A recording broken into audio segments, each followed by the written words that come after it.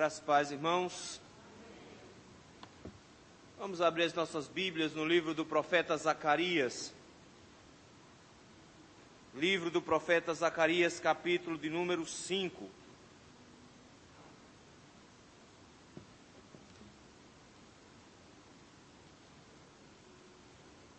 Se você tiver dificuldade em encontrar, se encontrar Mateus, é só voltar um pouquinho.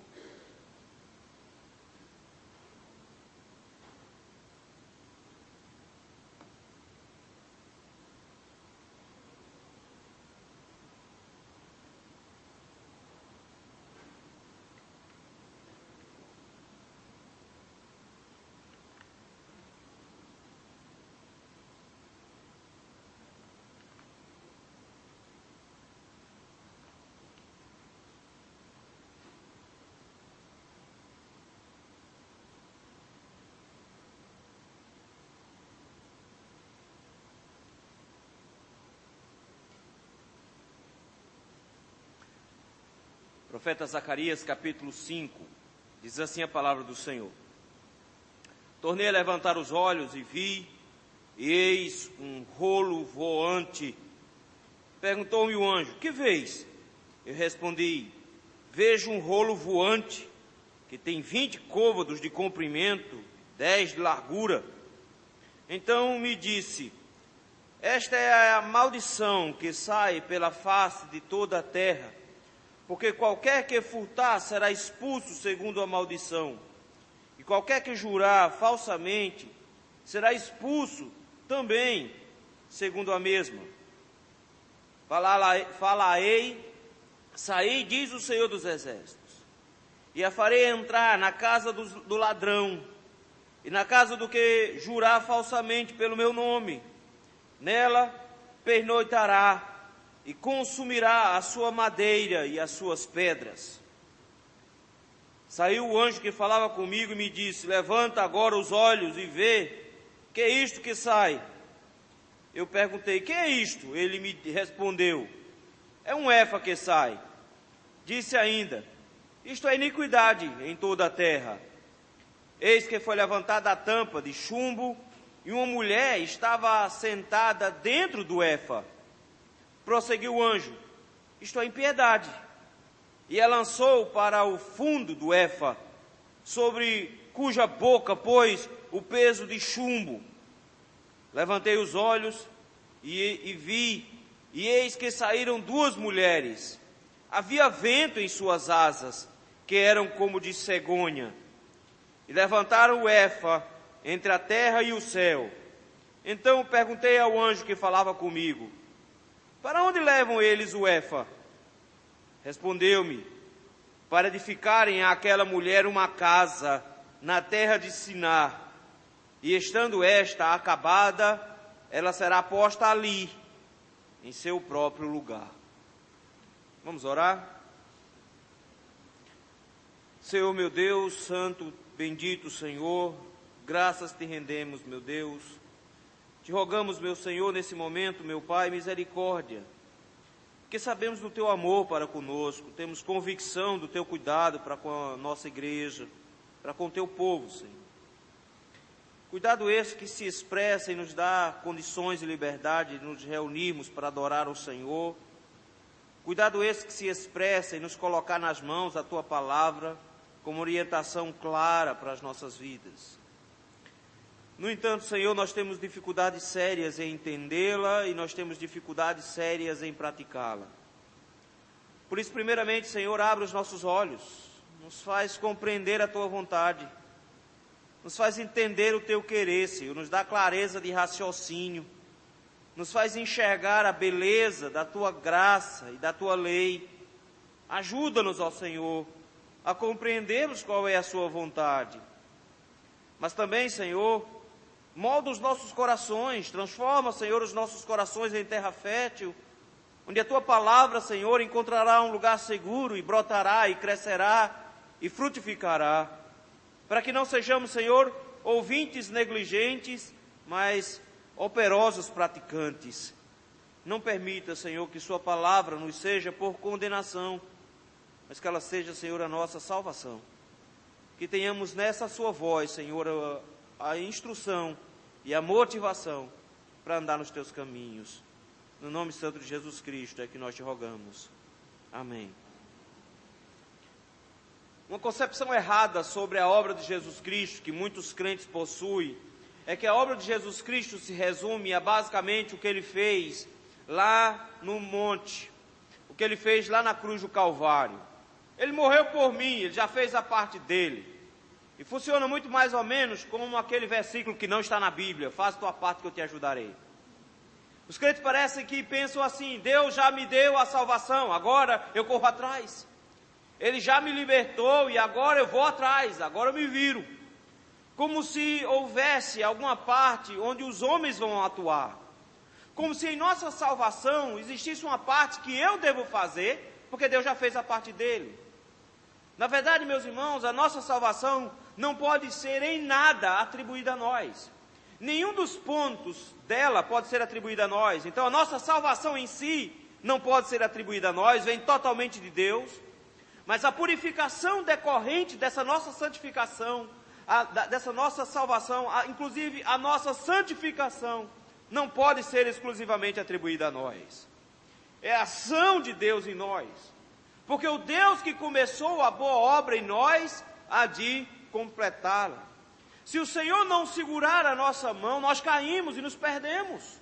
Se não fosse o Senhor nos dar a garantia de que nós somos salvos por causa da vontade dEle, nós jamais conseguiríamos nada. Então, no processo de salvação, a nossa purificação também é um ato divino, também é obra do Senhor. E é Ele quem se encarrega de purificar o seu povo. É Ele que se encarrega de purificar o nosso coração. É Ele que nos conduz nesse processo de santificação e que nos conduzirá até o dia final. É o Senhor que nos garante que nós chegaremos lá, não as nossas pernas. E é mais ou menos por aí, dentro desse aspecto da purificação, que o profeta vai falar aqui nessas duas visões. Ele teve uma série de visões em uma única noite. Nós vimos na última visão que ele já estava até cansado. E durante essa visão, sempre algumas coisas se repetem. Por exemplo, ele tem um anjo que está cuidando dele o tempo inteiro. É um anjo com quem ele conversa. E essa pessoa fica sempre interagindo com ele, ora fazendo perguntas.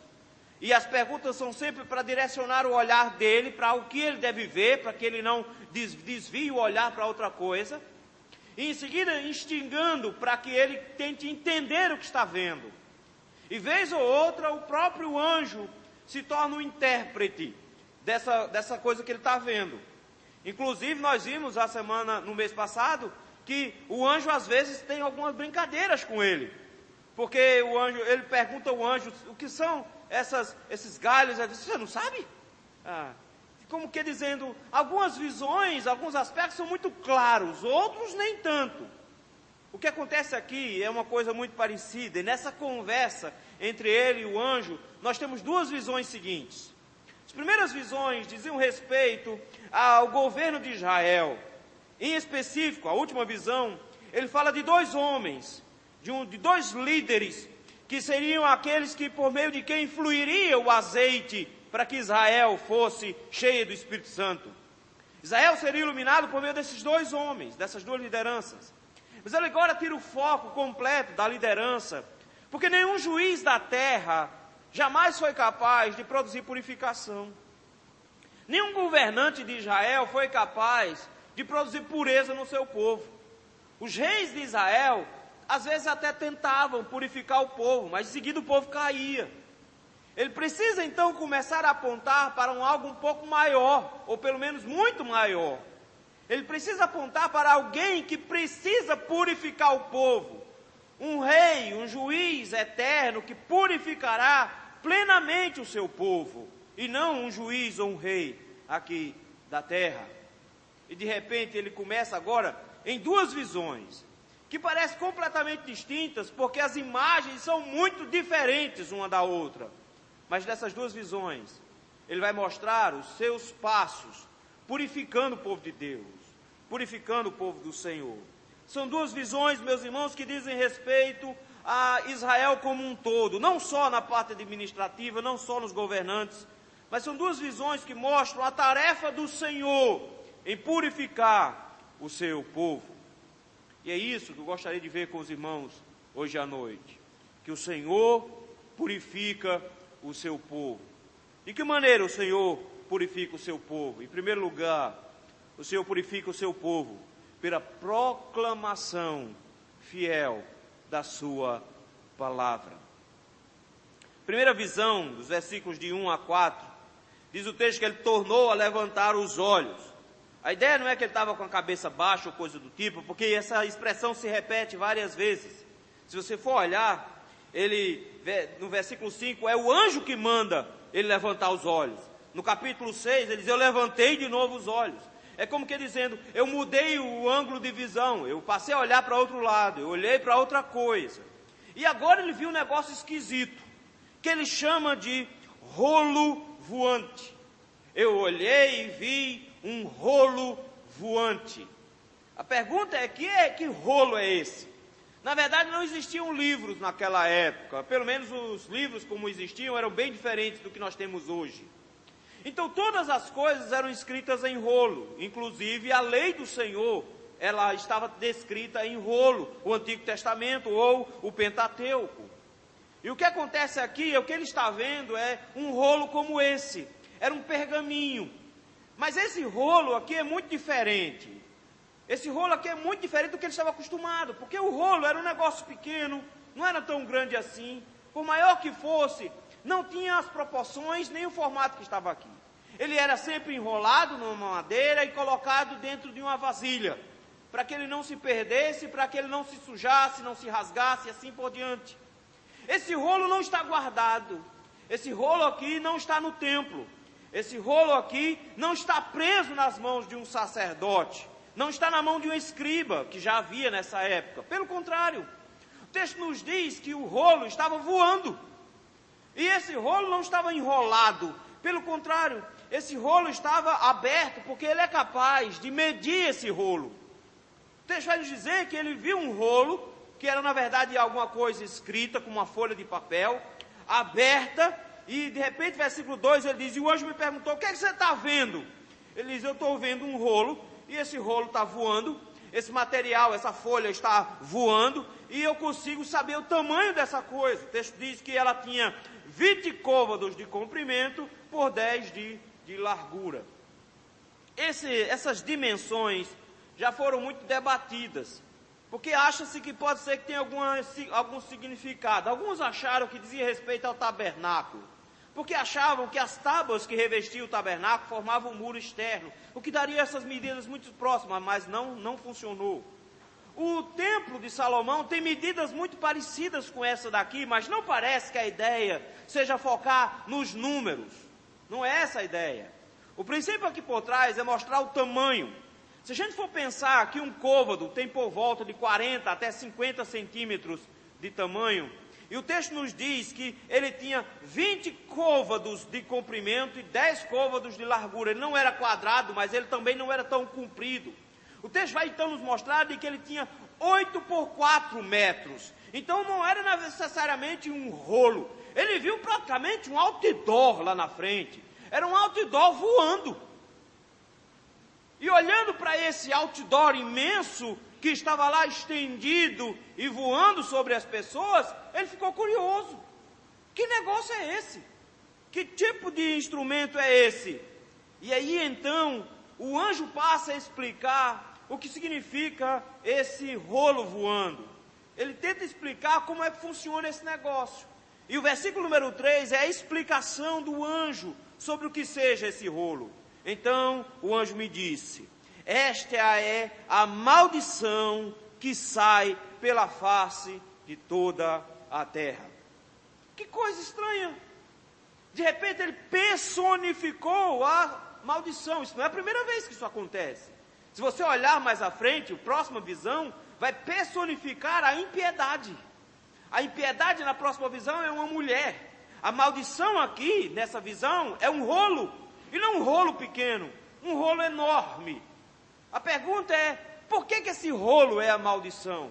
O texto nos diz, esta é a maldição que sai pela face de toda a terra, porque qualquer que furtar será expulso segundo a maldição, e qualquer que jurar falsamente será expulso também segundo a mesma. Aí a gente consegue entender que livro é esse, que rolo é esse. Ele está se referindo ao livro de Deuteronômio, quando no capítulo 28 o Senhor colocou diante do povo dele a bênção e a maldição. E Deus disse para eles que diante da lei, eles tinham duas opções: obedecer à lei e serão abençoados. E quando eles fossem obedientes ao Senhor, o Senhor iria mandar chuva, o Senhor iria protegê-los, o Senhor iria cuidar deles. Mas se eles fossem desobedientes, o Senhor iria mandar a maldição sobre eles. Ele está conclamando o povo a se lembrar da aliança que eles fizeram lá no Antigo Testamento, ainda no deserto. E para que ninguém diga que não sabia, ele colocou a lei no outdoor. E para que ninguém diga que nunca o encontrou, esse rolo está voando para que possa chegar em qualquer lugar. Todos de Israel deveriam saber. E eles aprendiam a cantar isso. E uma vez por ano era lido isso para eles. O próprio Josué leu diante do monte do Senhor, leu para o povo e contou toda a lei do Senhor e disse: eu e minha casa serviremos ao Senhor, escolham vocês a quem vocês querem servir. Deus tinha dito: se vocês me abandonarem, se vocês não cumprirem os mandamentos, não andarem conforme a vontade do Senhor, a maldição vai vir. Notem, meus irmãos, que a maldição não vem do devorador, não vem de Satanás, a maldição vem de Deus. Quando Deus faz um pacto com o seu povo, existe um contrato que ele fez. E nesse pacto de aliança ele diz: se vocês não cumprirem a minha palavra, eu vou amaldiçoar vocês. E em específico ele aponta, meus irmãos, para a lei. Note que ele escolheu 2 pecados somente aqui. Ele disse que aquele que furtar vai receber a maldição, e aquele que jurar falsamente vai receber a maldição. E aí vem uma pergunta: por que justamente esses 2 pecados que ele escolhe? Por que esses 2 mandamentos? Por que o 3º e o 8º mandamento aqui que ele escolheu? Um grupo diz que o que acontece é que ele estava focando no pecado do povo, especificamente no problema que o povo vinha se levantando. Em primeiro lugar, o povo aprendeu a roubar, porque quando eles voltaram da Babilônia, eles não tinham mais problema com idolatria, mas eles aprenderam a enganar no comércio, porque durante o período da Babilônia, Israel se tornou um bom comerciante. Inclusive muitos deles se tornaram tão bons comerciantes na Babilônia que nem voltaram para Jerusalém. Mas ao voltar agora para Jerusalém, parece que eles estavam colocando em prática os hábitos que eles tinham lá atrás, que eles aprenderam ainda na Babilônia, e eles estavam de novo roubando. Mas não só isso, quem rouba, mente, e quem mente, mata. Então, de alguma forma, os mandamentos estão interligados. Ele diz: e de repente essas pessoas juram em meio aos seus roubos. Pode ser que seja isso. Mas a segunda maneira, o segundo motivo de enxergar esse texto de outra forma, é que o 8º mandamento está no meio da segunda tábua, e o 3º mandamento está no meio da primeira tábua. Ele escolheu um mandamento de cada uma das tábuas. A primeira tábua diz respeito ao nosso relacionamento com Deus, e a segunda tábua diz respeito ao nosso relacionamento com o próximo. De repente ele pega o meio de cada uma das tábuas, mostrando que quem quebra um mandamento, quebra todos, de forma que eles estavam corrompendo a lei do Senhor inteira. Não era um pecado que eles estavam praticando, eram vários pecados. O Warren Wiersbe diz uma coisa interessante. Ele diz: se você é parado por um guarda de trânsito porque está com a sua lanterna do carro queimada, não adianta dizer para ele que você pagou imposto de renda semana passada. Não faz a menor diferença dizer para ele que você está com o IPTU em dia. Não faz a menor diferença sequer dizer que seu IPVA foi pago. Ele diz: não importa, você está com a lanterna quebrada, quebrando a lei, você está errado de todo jeito. Ele diz: o interessante aqui é que Deus escolhe o meio de cada tábua para dizer que o povo de Deus estava quebrando a lei do Senhor inteira. E ela estava lá sobre a cabeça deles, voando e bem grande, para que ninguém fingisse não conhecer. dizendo para o povo: é essa a minha vontade e vocês não obedecem. É por isso que o Senhor faz lembrar agora as consequências de desobedecer e de não andar de acordo com a palavra de Deus. Eles virá maldição sobre vocês. Ele usa uma expressão duríssima aqui. Ele diz que essa maldição vai sair pela face da terra, qualquer que furtar será expulso segundo a maldição, e qualquer que jurar falsamente será expulso também segundo a mesma. O problema é saber o que é que ele quer dizer com expulso. No Antigo Testamento, lá em Deuteronômio, a maioria dos pecados eram expulsos, eram punidos com uma expulsão um pouco mais radical do que a gente pode estar pensando. Não era do tipo dizer assim: olha, você está em pecado, vai embora de Israel, vai embora, volta mais não. Não era isso não. Eles literalmente matavam um camarada, porque era uma maneira muito rápida de resolver o problema. Ser expulso da aliança, ser expulso do meio do povo de Deus, era morrer. Então ele matava e assim ele facilitava a vida. É por isso que a Bíblia diz que quando uma criança fosse desobediente aos pais, e não ouvindo a ordem dos pais, e retrucando os pais, deveria ser orientada. E caso ele insistisse na desobediência aos pais, deveria ser apresentado ao juiz da cidade. O juiz da cidade deveria levar essa criança, esse menino, para a praça da cidade. E todas as pessoas da cidade deveriam apedrejar essa criança, para que todos entendessem de que não podem desobedecer aos pais, e assim o mal seria extirpado de dentro de Israel. Era assim que funcionava. O que Deus estava dizendo era: eu não vou ter filhos desobedientes em Israel, porque os que forem desobedientes serão expulsos de Israel. Os desobedientes serão mortos, para que Israel saiba que precisa ser obediente. Mas por vezes eles não faziam isso, e todo Israel se tornava desobediente. Aí então ele mandava nações vizinhas, e os expulsava da terra, e os tirava do lugar onde eles estavam, e era como uma morte para eles também. Seja como fosse, se fosse por meio da morte ou da retirada da sua casa, o que Deus está dizendo é que ele iria produzir uma purificação, porque a maldição da palavra de Deus iria alcançá-los, e ao alcançar esses pecadores, iria retirar do meio do povo de Deus. O problema é que qualquer conselho de igreja sabe que tem pecados que são muito claros, e são fáceis de identificar, e muito rápidos de serem punidos, mas tem outros que não são. Tem alguns pecados que são cometidos dentro do coração, alguns pecados são cometidos na surdina, escondidos. Não existe rei, não existe juiz que seja capaz de punir a consciência, que seja capaz de punir o que se passa dentro da sua cabeça. Mas esse aqui é diferente. Olha o versículo número 4. Fala, eis aí, diz o Senhor dos Exércitos. Ou seja, ela está voando, não é à toa. Não é porque ela está só simplesmente lá flutuando, um negócio meio zen, não é assim não. É porque ela não vai ficar parada. O texto diz, ela está voando porque ela vai começar a sair. Essa maldição não vai ficar num lugar, ela vai começar a se espalhar. E para onde ela vai? O texto diz que eu a farei entrar na casa do ladrão, e na casa do que jurar falsamente pelo meu nome. Notem, ele está dizendo que o que ele vai fazer é uma punição particular e restrita a um grupo específico de pessoas. Ele está dizendo, meus irmãos, que a punição da maldição do Senhor não se limita à ação de juízes, não se limita a uma ação oficial. Ele diz, eu consigo alcançar todo mundo. O que a palavra de Deus aqui no ato de maldição vai fazer é alcançar todos os quebradores da lei. E não importa, o texto diz que ele vai entrar nas casas. Notaram isso? Já houve uma maldição assim. Lá no Egito, o Senhor amaldiçoou os filhos, os primogênitos do Egito.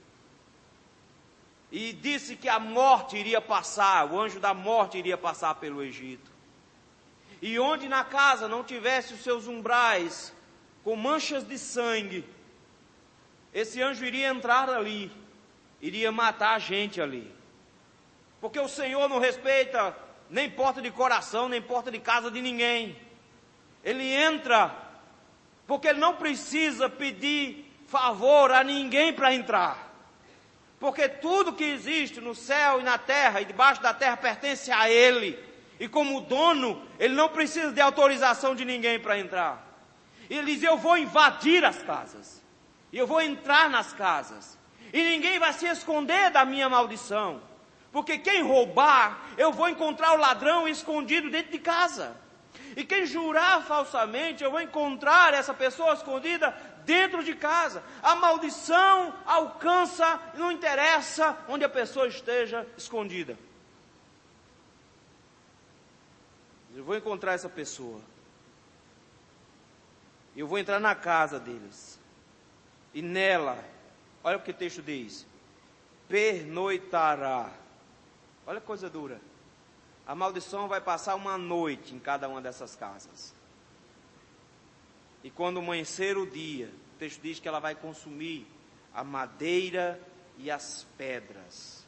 Uma das reclamações de Ageu é que o povo estava fazendo casa bonita, casas apaineladas, tudo enfeitada, tudo muito chique. Ele diz: eu vou mandar um visitante para vocês. Sua casa é linda, é chique e bonita. Eu vou mandar uma maldição na casa de vocês. E quando ela entrar lá, ela vai comer até a madeira da casa. Até a pedra da casa vai ser desmanchada. Queridos, a palavra do Senhor, ela tem uma força imensa aqui. Ela é mostrada para nós como personalizada. A palavra do Senhor, meus irmãos, quando ela é apresentada ao povo de Deus, ela é apresentada sempre com duas opções. Então não existe esse negócio de cinza para com o Senhor. Quem comigo não ajunta, espalha. Quando a palavra de Deus é anunciada, ela tem um bom perfume de Cristo, mas ela tem cheiro de vida para uns e cheiro de morte para outros. Para aqueles que escutam a voz do Senhor e a obedecem e andam nos caminhos do Senhor, eles têm vida. Mas para quem escuta a voz do Senhor e faz ouvido de mercador e não atende o seu chamado, não atende a sua voz, esse chama maldição sobre a sua cabeça. E o que o Senhor está dizendo é que a maneira como Ele purifica o seu povo é por meio da pregação da palavra, por meio da própria palavra do Senhor, pela lei do Senhor, e que Ele vai se responsabilizar por limpar o povo de Deus com a própria palavra. Ele vai exterminar, porque a palavra do Senhor se torna maldição para aqueles que a conhecem e não as praticam. O livro de Tiago está recheado dessa informação. Ele diz: nós não podemos ser ouvintes negligentes. Porque muitos, diz ele, ao ouvir o Senhor, são como um homem que vai para a frente do espelho e ver o próprio rosto e diz: é verdade, é assim que eu sou.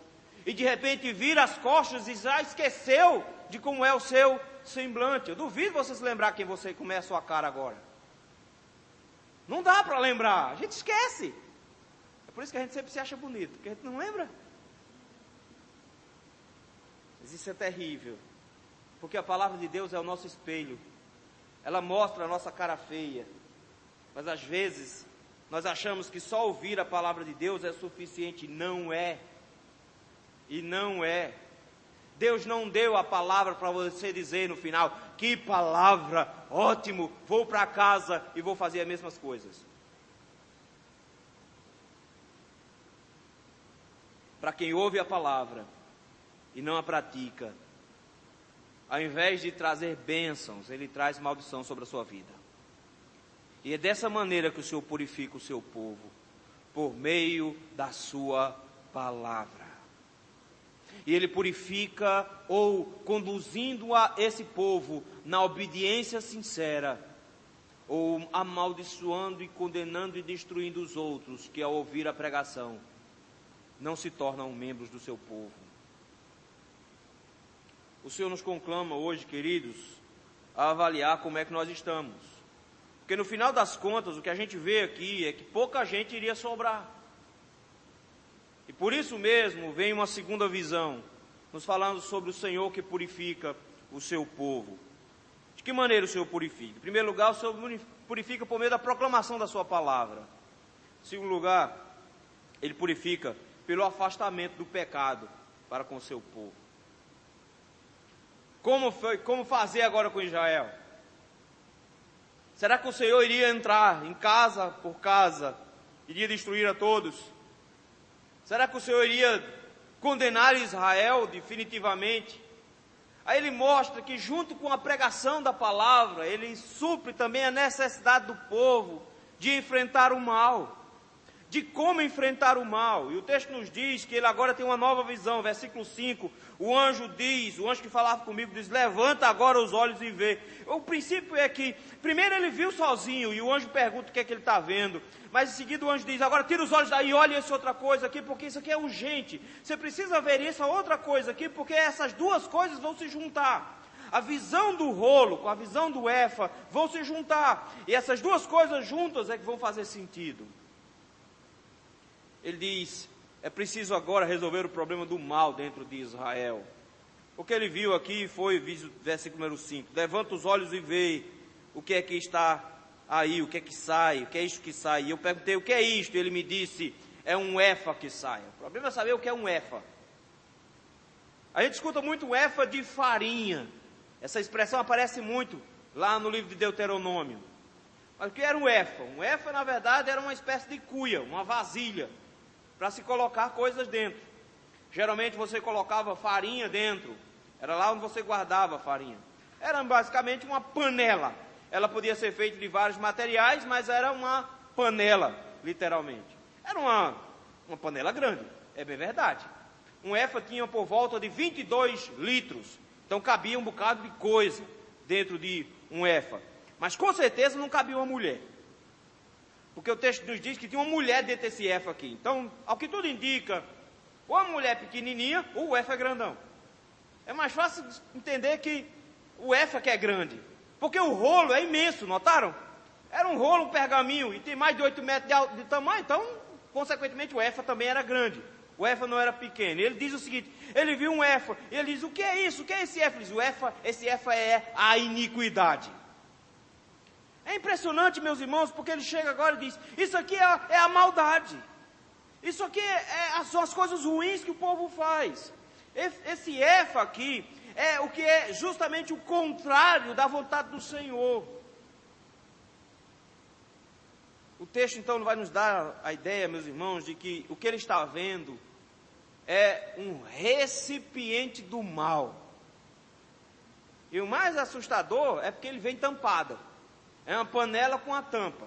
Parece panela de cozinhar caranguejo, porque o texto nos diz que a tampa era de chumbo. Você bota o caranguejo dentro, tampa para o caranguejo não sair. É mais ou menos essa a ideia. O texto nos diz que ela tinha uma tampa. E essa tampa era de chumbo. Vamos botar aí, brincando, por menos, essas tampas de chumbo tinham cerca de 55 quilos de peso. Se esse efa era grandão para caber uma mulher dentro, então bota peso nisso mesmo. E o anjo chega, tira a tampa, ele olha para dentro, e o que é que ele vê dentro da panela? Uma mulher. Versículo número 7 diz: e eis que foi levantada a tampa de chumbo, e uma mulher estava sentada dentro dessa panela. Tinha uma mulher lá dentro. A pergunta é: quem é essa mulher lá dentro? Porque o negócio vai ficando mais esquisito. Essa mulher tem um nome. O nome dessa mulher, versículo número 8, ele diz: isto. Notou, ele não está dizendo esta, porque ela não é necessariamente uma pessoa, ela é uma coisa. Isto é a impiedade. Isso aqui é o oposto de prática da justiça. Isso aqui é o máximo de aversão a Deus. Essa mulher, meus irmãos, ela está personificando pecado. Ela está personificando a aversão e a inimizade para com Deus. Toda a prática do oposto à lei de Deus. Aquilo que o povo de Deus estava praticando e que seria alvo da sua maldição, é essa mulher aqui. É isso que eles fazem. É essa mulher. E o texto nos diz que ele está sentado dentro dela. e o nome dentro da panela, e o nome dela é impiedade, e o texto nos diz, e a lançou para o fundo do Éfa.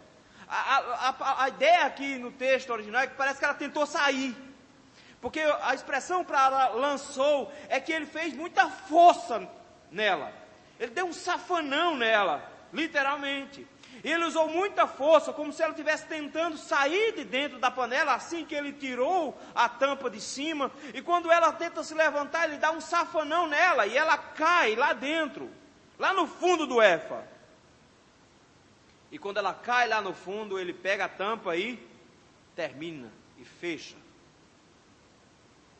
É a impiedade, mas é a impiedade que está lacrada.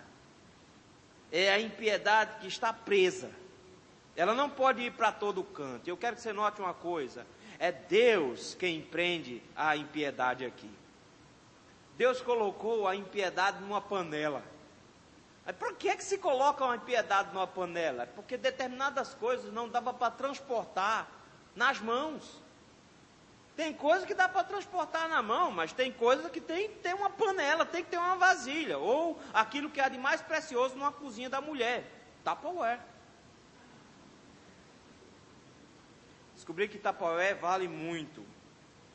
Se você quiser a inimizade eterna de uma mulher, não devolva Tupperware.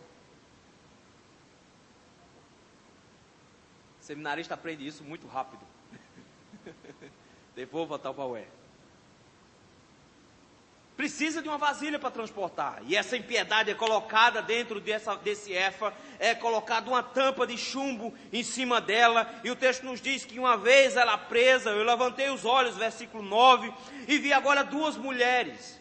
Essas duas mulheres não estão presas, pelo contrário, essas duas mulheres têm asas. Notaram aí? Elas têm asas. E o que essas duas mulheres estão fazendo? Mexer com a panela. É óbvio. O texto nos diz que essas duas mulheres têm asas, mas não asas comuns. O texto nos diz que havia vento em suas asas. A palavra para vento, no Antigo Testamento e no Novo, é a mesma palavra para espírito. É a mesma palavra. E por várias vezes os profetas usam essa palavra com duplo sentido. É como que dizendo, nas asas dessas mulheres existia o vento que a conduzia, mas também nas asas dessas mulheres estava o Espírito de Deus. A força para conduzir essa panela estava no próprio Deus. Era o Senhor que estava impelindo as asas dessas mulheres. E o texto nos diz que essas mulheres pegam essa panela, levantam o Éfa entre a terra e o céu, elas começam a voar pela força do Espírito nas asas delas, e elas levantam a panela e começam a ir embora. E a pergunta delas, para onde elas vão? Porque é um problema, o que elas estão carregando é algo extremamente perigoso. O que elas estão carregando é a maldade, a panela. O que elas estão carregando é a impiedade que está dentro da panela. Elas estão levando uma coisa que é extremamente destrutiva, mas pela força de Deus, pela força do Espírito Santo, elas arrancam isso do chão, levantam e estão lá em cima nas nuvens. E eles dizem, para onde ela vai? E eu perguntei, versículo 10. Para onde elas estão levando esse Éfa? E a resposta do anjo é bem interessante, versículo número 11. Ele diz assim, essas mulheres, elas estão indo para edificar para aquela mulher que está dentro do Éfa, uma casa. Ou seja, a moça não pode morar dentro de uma panela. Ela vai ter uma casa. Já imaginou, meus irmãos, ele está dizendo, a impiedade terá um lugar para morar. E será construído um lugar para ela morar. Ela vai ficar lá, presa, enquanto está sendo construído. Mas ela vai ser colocada lá, naquela casa. E quando aquela casa terminar, o texto dizendo, estando a casa acabada, ela será posta ali. Então notem, não é que ela quer ir para ali. O texto diz literalmente que ela vai ser obrigada a ficar ali. A impiedade não vai se espalhar, ela vai ficar restrita. E ao ficar restrita, ele diz, ela vai ficar em seu próprio lugar. Mas você não sabe ainda para onde ela vai. Porque aonde é a casa? O texto nos diz, meus irmãos, que a casa é num lugar chamado Sinar. Que lugar é esse? Que lugar é esse chamado Sinar? Sinar era numa região onde basicamente ficavam 3 grandes cidades: Ereque, Acade e Babilônia. Era lá onde ficava. O texto então nos diz, meus irmãos, que aquele lugar onde foram os filhos de Caim se alojar, lá onde nasceu de Caim um homem chamado Nimrod, que construiu um grande império, se rebelando contra Deus e produzindo várias cidades e fazendo um reino chamado Babilônia.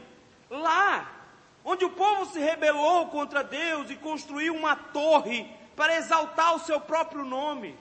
Lá onde os homens são ímpios por natureza. Lá é onde essa mulher vai morar. Ela vai ter uma casa na Babilônia. É para lá que ela vai. O Senhor está dizendo: eu estou tirando a impiedade de dentro de Israel. Eu estou levando para um lugar onde ela vai morar para sempre. A impiedade vai morar na Babilônia. Lá é o lugar dela. Quando chegamos no livro de Apocalipse, meus irmãos, nós descobrimos que temos 2 mulheres lá. Nós temos uma mulher que é a noiva do Cordeiro, a Nova Jerusalém.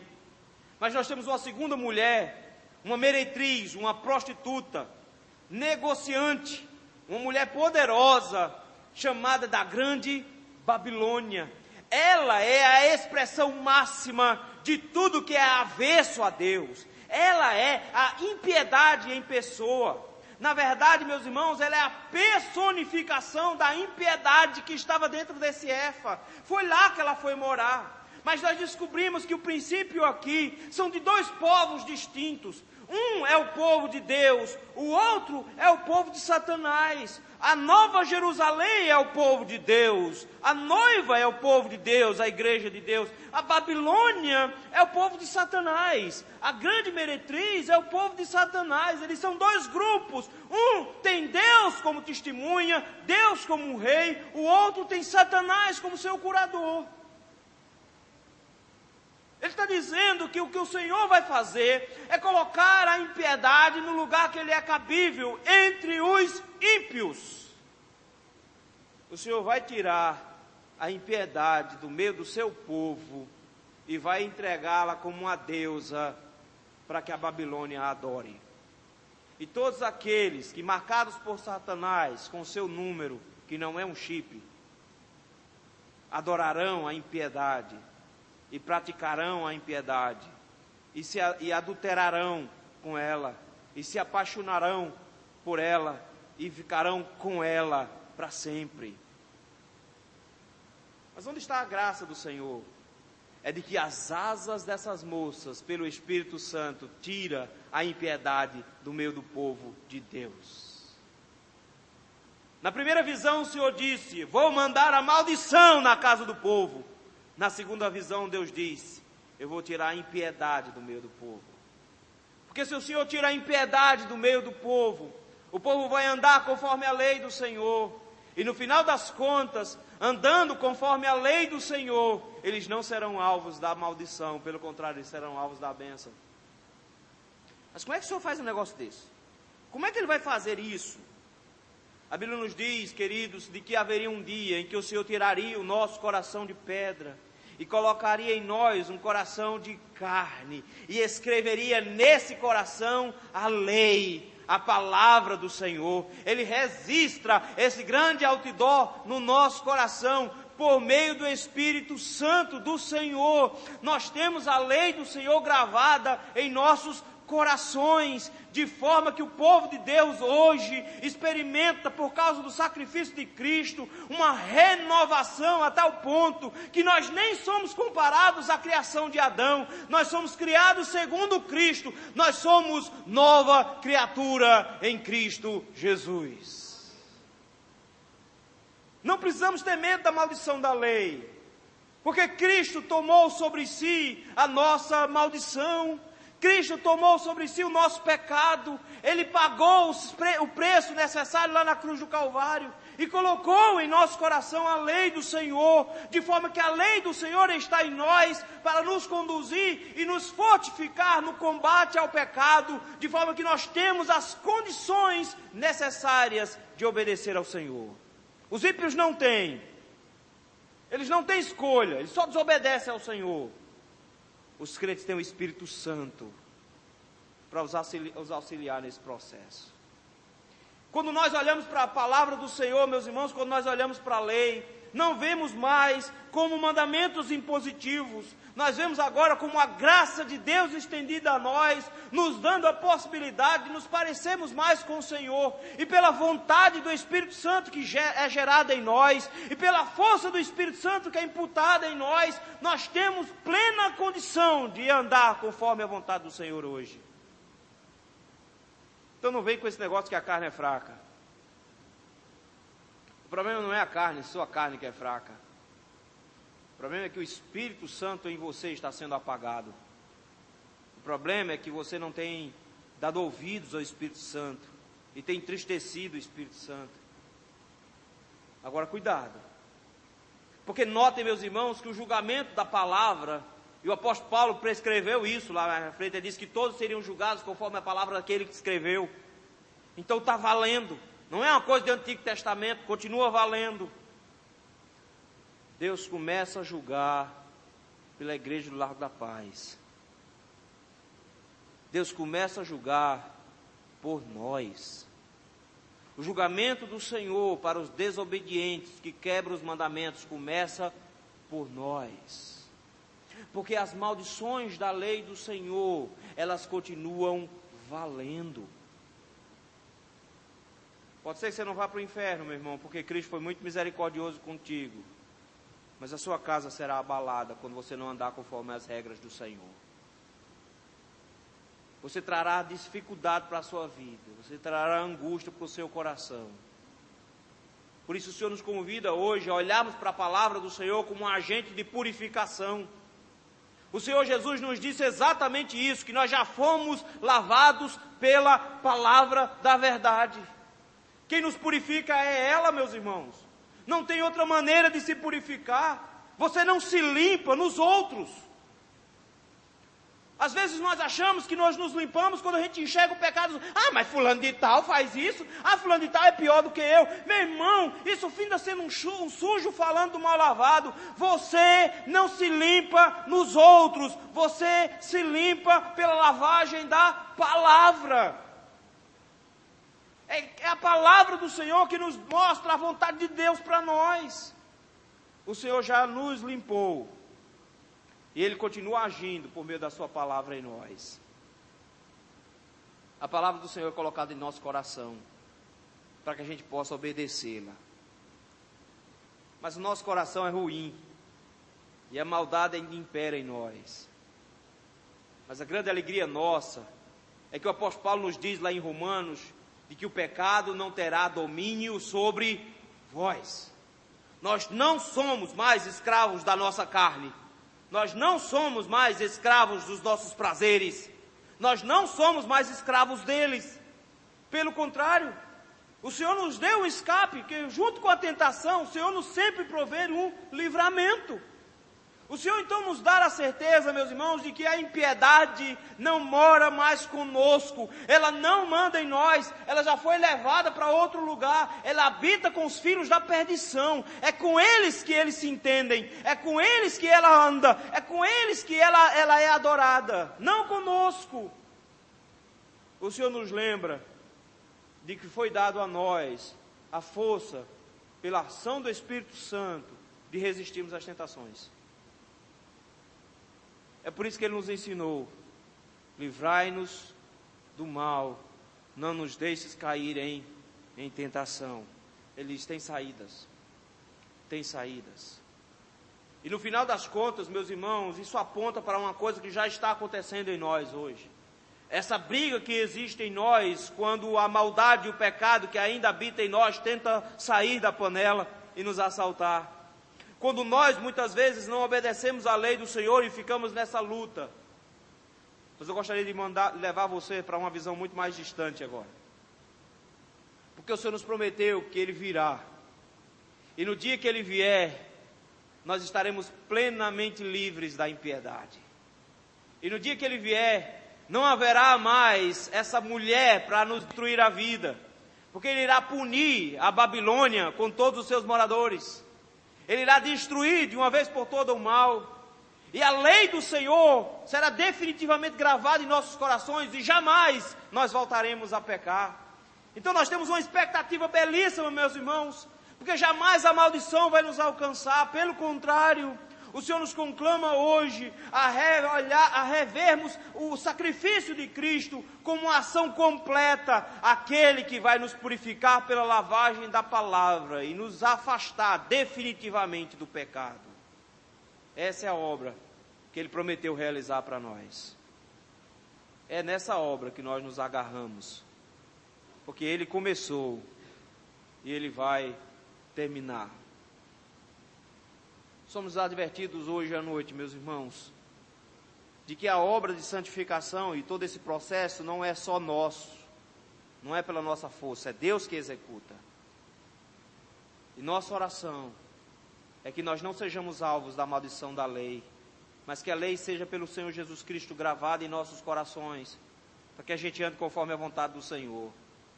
Que por fim, Ele afaste de nós a impiedade definitivamente, para que para toda a eternidade nós possamos habitar com Ele, salvos e seguros, e nunca mais pecadores impiedosos.